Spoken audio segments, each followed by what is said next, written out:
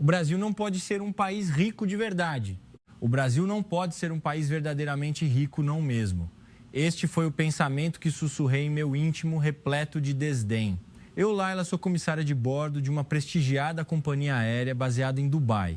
No meio de um pavor extremo causado por um pouso de emergência, o chão que meus pés tocaram era o do Aeroporto Internacional de Guarulhos, no Brasil. Minha mente fervilhava com memórias terríveis de outra nação sul-americana que eu havia visitado, a Argentina, com sua aparente desordem e o serviço rude que encontrei. Eu tinha certeza de que o Brasil não seria diferente. Provavelmente seria uma terra suja, sem gentileza e sufocante. Contudo, a competência inacreditável dos funcionários do aeroporto, uma água de coco gelada oferecida no lounge de recepção, a imagem de pessoas aguardando o trem no metrô de São Paulo em filas perfeitamente alinhadas, uma criança devolvendo uma carteira perdida, a segurança de mulheres caminhando pela Avenida Paulista à noite e, finalmente, um banheiro de metrô de uma limpeza inimaginável. Meu coração, cheio de preconceitos, foi desmantelado pedaço por pedaço até se transformar em lágrimas. O que é a verdadeira riqueza? Esta é a resposta que eu, nascida e criada no luxo de Dubai, aprendi pela primeira vez no Brasil. Esta história de hoje pode abalar sua percepção comum de maneira silenciosa, mas poderosa. Por favor, acompanhe até o final. O Brasil não pode ser um país verdadeiramente rico. Essa frase era a dúvida que pairava em minha mente antes mesmo de pousar em Guarulhos, quando ouvi o anúncio do pouso de emergência na aeronave. Meu nome é Laila, comissária de bordo internacional trabalhando em Dubai. Eu amo o céu e anseio por cuidar das pessoas mais do que qualquer um. Mas, para ser honesta, eu nunca tive qualquer expectativa especial por um país chamado Brasil. Pelo contrário, eu tendia a achar que as nações sul-americanas eram mais ou menos iguais. Uma das razões para esse meu pensamento foi uma experiência que tive na Argentina alguns anos atrás. Ao fazer uma conexão em um grande aeroporto, a primeira coisa que vi foi lixo espalhado por toda parte. O banheiro estava alagado e sem papel. Tanto passageiros quanto funcionários gritavam uns com os outros. Quando me perdi e pedi informações, as respostas que recebi foram apenas monossílabos e olhares de desagrado. Aquela imagem assombrosa me perseguia mesmo depois de me tornar comissária de bordo. Além disso, nos voos diários, eu frequentemente tinha dores de cabeça com o comportamento de alguns passageiros vindos de outros países da América do Sul, desde furar fila e bloquear corredores até fazer barulho excessivo. Mesmo após ser lembrado, minutos depois eles voltavam ao mesmo. Nós, comissários de bordo, sempre temos que manter a cortesia, então apenas suspirávamos internamente, repetidas vezes. Com base nessas experiências, eu concluí que o Brasil seria o mesmo. Apesar disso, sempre fui orgulhosa da minha profissão. Aos 10 anos, lembro-me vividamente da imagem de uma aeromoça que me cumprimentou com gentileza no meu primeiro voo com minha família para a Europa. Eu era pequena e não sabia voltar para o meu assento a partir do lavabo. Ela segurou minha mão, sorriu e me guiou de volta ao meu lugar. A imagem dela naquele dia era tão bonita quanto um anjo nos céus. E o sonho de um dia ser como ela nasceu em meu coração. Foi por isso que escolhi estudar em vez de me divertir nos anos de escola. Estudei diligentemente idiomas estrangeiros, turismo e relações internacionais para poder ser uma pessoa que conecta o mundo. E, finalmente, eu estava voando pelos céus como comissária de bordo internacional. E então, o voo de hoje chegou. O destino, o Caribe. Normalmente, o dia terminaria servindo passageiros com um sorriso. Mas quem diria que este voo se tornaria um ponto de virada crucial em minha vida? O avião decolou do aeroporto de Dubai e deslizou pelo céu azul profundo. Depois de servir as bebidas, eu respirei aliviada e olhei ao redor da cabine. Uma família estava animada com a viagem, jovens casais riam, um empresário lia em silêncio. Enquanto observava as histórias das pessoas e sentia um alívio de que o dia passaria tranquilamente, a porta do destino se abriu inesperadamente. O anúncio da cabine de comando soou. Senhoras e senhores, estamos sobrevoando o espaço aéreo sul-americano. Mas antes que terminasse, um grande estrondo veio do lado direito da aeronave. A fuselagem tremeu levemente e gritos ecoaram pela cabine. Meu coração disparou. Todos nós, inclusive minha melhor amiga, sentimos que algo estava errado. 1 minuto depois, uma voz tensa soou pelo alto-falante. Atenção! Acabamos de detectar um alerta de incêndio no motor direito. Já ativamos o sistema de supressão e desligamos o motor direito, continuando o voo apenas com o motor esquerdo. Solicitamos a todos os passageiros que mantenham a calma. Mudaremos a rota e faremos um pouso de emergência no Aeroporto Internacional de Guarulhos, Brasil. Assim que o anúncio terminou, toda a cabine mergulhou no caos. Crianças choravam, adultos estavam pálidos. Embora eu mesmo estivesse tremendo diante da emergência inédita como comissária de bordo, eu tinha apenas uma coisa a fazer: tranquilizar os passageiros com uma atitude calma. Não se preocupem, por favor, confiem em nós para cuidar de tudo. Forcei um sorriso e percorri o corredor para conversar com os passageiros. Mas, no fundo, eu me perguntava se as coisas realmente ficariam bem. De qualquer forma, a tripulação tem que manter a calma até o último segundo. Naquele momento, eu ainda não sabia que em poucas horas as imagens que eu veria no Brasil quebrariam todos os meus preconceitos e me dariam uma nova resposta para a pergunta: o que é a verdadeira riqueza? O impacto do lado direito do avião apertou o coração de todos nós. O motor problemático, que era praticado inúmeras vezes nos treinamentos, agora era realidade bem diante dos nossos olhos.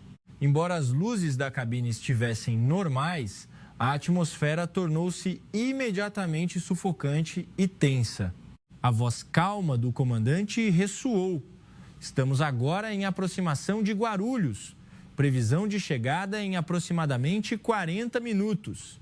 Por favor, abaixem suas cabeças, apertem os cintos e preparem-se para a posição de impacto. A atenção dos passageiros atingiu o pico. A voz das comissárias de bordo, lembrando repetidamente os passageiros de se prepararem para a posição de impacto, ecoava por toda parte. Eu mesma me curvei e repeti: não se preocupem. Mas esse não se preocupem parecia mais uma oração que eu repetia para mim mesma. Finalmente, um feixe de luz apareceu na janela. Era a pista do aeroporto de Guarulhos. As luzes de guia brilhavam intensamente, como se nos recebessem. Estamos prestes a pousar. Abaixem a cabeça e mantenham seus corpos o menor possível, por favor. Assim que a instrução terminou, toda a cabine ficou em silêncio, como se fossem um só. Todos prenderam a respiração, esperando o momento do toque no solo. Eu me ajoelhei no chão do corredor, curvei a cabeça e rezei em silêncio: por favor, que nosso pouso seja seguro. 1 segundo depois, a fuselagem tremeu violentamente. Um rangido ecoou junto com as rodas tocando o asfalto. A força do impacto percorreu todo o meu corpo e, em seguida, o som dos motores trabalhando em reverso para desacelerar. Apertei o cinto, prendi a respiração e suportei, até que em um instante o avião diminuiu a velocidade e parou completamente. Aplausos explodiram em algum lugar, de uma pessoa para muitas, e finalmente ressoaram por toda a cabine. Lágrimas escorriam pelo meu rosto sem eu perceber. Era a primeira vez que eu sentia que estar vivo em uma situação normal era um valor tão imenso, mas em meio ao alívio, nós, comissários de bordo, tínhamos uma tarefa crucial: garantir que todos os passageiros fossem evacuados com segurança. A emergência ainda não havia acabado e, a partir daquele momento, as imagens incríveis do aeroporto de Guarulhos começaram. Assim que a porta do avião se abriu, o escorregador de evacuação inflou rapidamente. Abaixo, os funcionários do aeroporto de Guarulhos estavam prontos e esperando. Homens de colete refletivo, mulheres segurando luzes, guias vermelhas. Eles não sorriam nem pareciam em pânico, mas receberam os passageiros que desciam de forma calma e eficiente. Antes de guiá-los para as filas já organizadas, eu quase prendi a respiração. Que coordenação rápida e sistemática! Em minha mente, lembrei-me de emergências que enfrentei em outros países. Lá o pessoal de terra estava em total desordem. Ninguém comandava, os passageiros se espremiam uns contra os outros. Não importava o quanto gritássemos, o caos não diminuía. Mas a cena no aeroporto de Guarulhos era totalmente diferente, como outro mundo. Por aqui, por favor, mantenham a calma e andem devagar. As vozes em português e inglês se alternavam. Os funcionários guiavam rapidamente cada passageiro ao mesmo tempo em que transmitiam tranquilidade. Não importava se eram mães carregando bebês, casais de idosos ou jovens com o rosto ainda pálido, todos foram levados para a área segura sem que ninguém ficasse para trás. Naquele instante, um sentimento que eu mesma não esperava surgiu. Talvez este país seja diferente. O profissionalismo dos funcionários do aeroporto de Guarulhos era tão excelente que me fez pensar isso. Finalmente, o último passageiro escorregou para o chão e nós, comissários de bordo, o seguimos. Assim que pisei em terra firme, embora meus joelhos dossem um pouco, levantei-me rapidamente e olhei ao redor. Isto deveria ser uma situação de emergência, mas havia uma ordem e uma calma estranhas.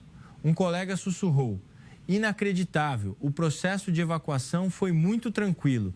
Eu assenti silenciosamente. Como comissária de bordo que viu muitos países, esta era a primeira vez que testemunhava uma preparação tão boa e eficaz para proteger vidas humanas. Mas naquele momento, eu havia experimentado apenas uma pequena parte. Nos dias seguintes, no Brasil, inúmeras outras surpresas e impressões estavam me esperando. Quando a brisa fria da noite passou, sussurrei em meu coração: o Brasil é realmente um país sem riqueza? E essa pergunta me levaria a uma resposta que abalaria todos os meus valores até a raiz. Após sermos conduzidos ao terminal, recebermos cobertores quentinhos e bebidas quentes, minha tensão foi gradualmente aliviada. Parece que vamos ficar presos no Brasil por alguns dias, um colega suspirou. A acomodação deve ser arranjada de última hora, provavelmente hotéis baratos e apertados. Eu ouvi em silêncio, concordando. Com certeza, as acomodações em alguns países sul-americanos que visitei eram péssimas. Privada entupida, chuveiro de água fria e alguns quartos até tinham insetos. Portanto, a insatisfação da minha colega era compreensível, mas eu me lembrei da imagem dos funcionários organizados do aeroporto, do olhar reconfortante do homem que entregava o cobertor e do sorriso da funcionária que entregava o cobertor e dizia: que bom que todos estão seguros. O Brasil é realmente assim? Uma pequena pergunta surgiu em minha mente, mas não a verbalizei. Finalmente, fomos levados de ônibus para o hotel providenciado. O ônibus percorria a rodovia noturna. Pela janela, via as luzes dos prédios e dos postes de rua alinhadas ordenadamente. Por que me sinto estranhamente seguro com essas imagens? Eu não sabia. O ônibus parou em um hotel perto do aeroporto. Para ser sincera, eu não esperava nada. Que conforto se pode esperar de um hotel arranjado às pressas após uma emergência? Mas quando a porta do ônibus se abriu, o lobby do hotel surgiu diante de mim. As luzes, não muito ofuscantes, criavam uma atmosfera calorosa e limpa.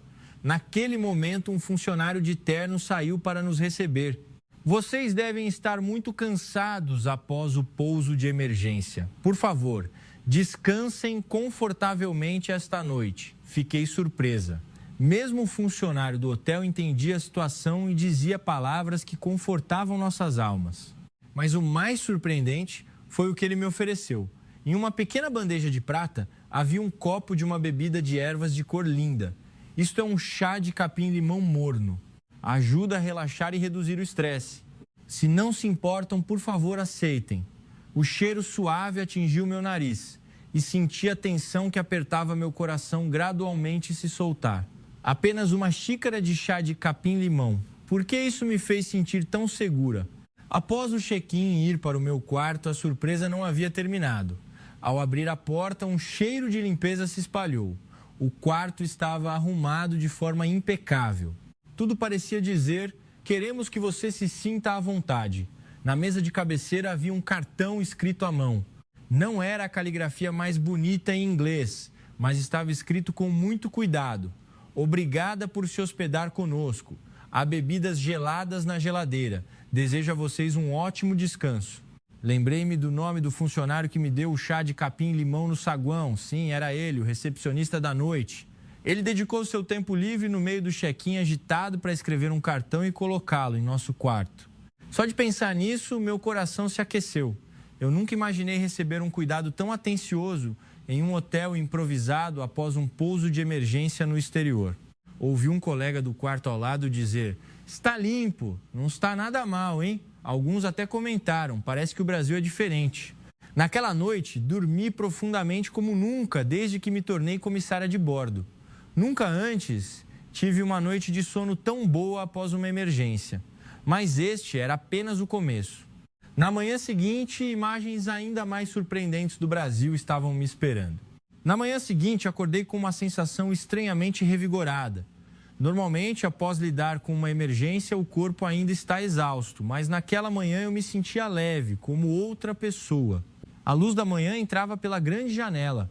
Olhei para fora e vi a paisagem da cidade organizada. Tomei um banho e usei as toalhas preparadas pelo hotel.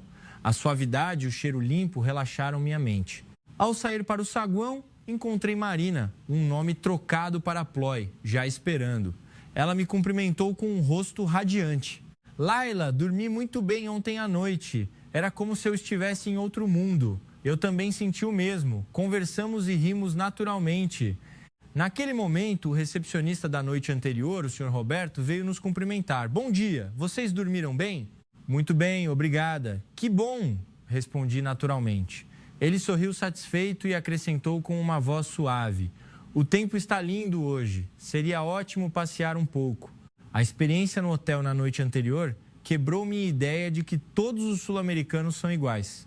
E aprendi o quanto a limpeza e a tranquilidade podem mudar o coração das pessoas. Mas este era apenas o ponto de partida. Marina e eu decidimos dar um passeio pela cidade. Marina queria ver o famoso arranha-céu de São Paulo. A funcionária no balcão sorriu, acenou com a cabeça e pegou um mapa. Do hotel, vocês podem pegar um táxi até a estação de metrô de São Bento e de lá pegar a linha até a estação mais próxima do novo centro financeiro. É muito conveniente e seguro. No mapa, a rota estava desenhada claramente em caneta vermelha, com o nome da estação em inglês. Ao chegarmos à estação de metrô, a surpresa foi que as sinalizações em inglês estavam por toda parte e eram muito fáceis de entender. No trem, havia muitas pessoas esperando, mas ninguém se espremeu. Todos estavam em filas ordenadas. Quando o trem chegou, os que estavam mais à frente se afastaram automaticamente para dar passagem aos que saíam. E ninguém se moveu até que o último passageiro tivesse descido. "Ei, veja aquilo." Marina cutucou meu braço. "Parece que há alguém dando ordens, não é? Eu quase não consegui falar. Eu estava acostumada com passageiros brigando para entrar no avião, então ver tal ação ordenada era como um choque cultural para mim." "Ninguém está dando ordens", sussurrei para Marina, "mas parece que todos entendem essa regra invisível." Comecei a perceber que isso não era apenas uma questão de cortesia, mas sim a sabedoria de uma sociedade, uma cultura onde todos pensam no bem comum e não apenas no seu próprio. Quando o metrô deixou a estação, Marina sorriu levemente. "Ontem eu pensava que o Brasil era como os outros, mas agora quero explorar mais." Eu assenti silenciosamente, pois senti o mesmo. Ao sairmos da estação de metrô e subirmos para o último andar do arranha-céu, Marina e eu quase prendemos a respiração. A cena diante de nós era uma visão panorâmica que se estendia até o horizonte de São Paulo. Inúmeros arranha-céus alinhados ordenadamente e abaixo deles o rio Tietê serpenteava, brilhando sob o sol. Meu Deus! Nunca vi nada parecido. Senti uma emoção indescritível. A grandiosidade de uma cidade construída pelo homem, em perfeita harmonia com a natureza, o rio, talvez essa harmonia seja a prova da verdadeira riqueza. A riqueza deve ser assim. Essa frase surgiu em minha mente. Em Dubai, temos os edifícios mais altos do mundo, resorts luxuosos. Mas esta paisagem de São Paulo tem um charme diferente. É uma cidade feita da vida de milhões de pessoas, acumulada ao longo do tempo, mas que ainda mantém a ordem e a harmonia com a natureza. Mas então, no meio daquele momento de paz, um incidente inesperado aconteceu. O rosto de Marina ficou pálido e ela começou a vasculhar sua bolsa. Minha carteira sumiu. Eu devo ter deixado cair quando fui ao banheiro depois de comprar a passagem. O sangue gelou em minhas veias. Nós sabíamos o quão perigoso era perder a carteira no exterior. O desespero começou a surgir em mim. Em qualquer lugar do mundo, uma carteira perdida quase nunca é recuperada. Era nisso que eu sempre acreditava. Mas então, estávamos prestes a testemunhar outra forma de riqueza brasileira. Vendo Marina pálida e prestes a chorar, apressei-me em levá-la de volta ao banheiro perto da bilheteria, mas a carteira não foi encontrada. Bem quando as lágrimas de Marina estavam prestes a transbordar, uma voz suave chamou por trás. Ao nos virarmos, vimos duas mulheres brasileiras paradas lá com expressões preocupadas. Embora o inglês delas não fosse fluente, a vontade de ajudar tocou nossos corações. Elas sugeriram que fôssemos ao balcão de informações. Quando explicamos a situação ao funcionário, ele ouviu com muita atenção e foi para os fundos. Poucos minutos depois, o inacreditável aconteceu. Em suas mãos estava a carteira de Marina.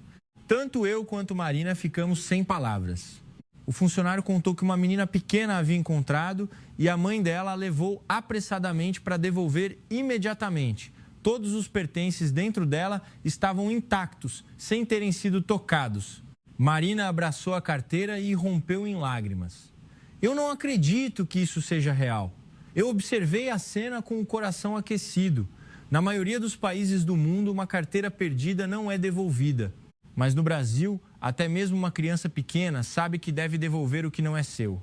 As duas mulheres que nos ajudaram viram nossas lágrimas de alívio e sorriram. Que bom que vocês duas estão bem. Elas não precisaram de nenhuma recompensa, apenas se alegraram conosco e acenaram em despedida. Fiquei profundamente espantada. Este não era o ato de algumas pessoas bondosas, mas sim a prova de que a honestidade estava profundamente enraizada nesta sociedade. Após esse incidente, decidimos passear pela Rua Augusta à noite, que estava cheia de luzes coloridas e um fluxo movimentado de pessoas. Eu me senti um pouco nervosa. Em alguns países do Oriente Médio ou da Europa, mulheres andando sozinhas à noite em lugares tão movimentados seria impensável. Mas ao olhar ao redor, vi jovens andando sozinhas, mexendo em seus celulares, mulheres que pareciam ter acabado o expediente e carregando sacolas de compras a caminho do metrô ou do ônibus. Todas pareciam relaxadas e felizes, sem demonstrar medo. Laila, olhe, elas estão todas andando sozinhas, Marina disse com surpresa. Reuni toda a minha coragem e perguntei a uma funcionária de um restaurante. Com licença, é perigoso para as mulheres andarem sozinhas à noite assim? Ela sorriu e respondeu. Recebemos essa pergunta de muitos turistas, mas eu trabalho aqui todos os dias e volto para casa sozinha à tarde da noite e nunca me senti em perigo. Ah, olhe! Ela apontou com a ponta dos dedos para dois policiais de turismo em patrulha. À noite sempre há policiais turísticos patrulhando, então todos se sentem seguros. Eu fiquei quase atordoada. A segurança na vida cotidiana que eu podia sentir neste nível era algo que eu nunca tinha visto em nenhum outro país. Marina sussurrou, impressionada. O Brasil nunca nos decepciona, hein? E como ela disse, cada evento, desde o pouso de emergência até agora, quebrou nossas suposições sobre o Brasil repetidas vezes e sempre para melhor. Essa confirmação se tornou ainda mais clara na manhã seguinte, quando usamos o banheiro em um grande shopping antes de retornarmos ao aeroporto. Eu estava preparada para enfrentar a sujeira, mas ao abrir a porta e entrar, tive que exclamar. Era um espaço de uma limpeza inacreditável. O piso de ladrilhos brancos estava sem uma única mancha. O vaso sanitário e a pia estavam brilhando de tão limpos. Papel higiênico foi reabastecido de forma organizada e havia até um pequeno canto separado para retoques. Marina parou em frente ao espelho e disse com a voz emocionada: até quando o Brasil vai nos surpreender? Eu ri. Sim, o Brasil quebrou todos os nossos preconceitos e esta última quebra, bem aqui no banheiro da estação de metrô, superou todas as nossas expectativas. Levei a mão à pia e observei a água morna fluir automaticamente. A riqueza deve ser assim. Não são os arranha-céus extravagantes ou os centros comerciais gigantescos, mas sim o coração que pensa no outro, mesmo no menor canto de um banheiro de estação de metrô. O acúmulo dessas pequenas coisas sustenta toda a sociedade, criando segurança e confiança. Esta é a riqueza deste país. Quando voltei ao avião para voar de volta para Dubai, sentei-me no meu assento com um sentimento completamente diferente do dia anterior.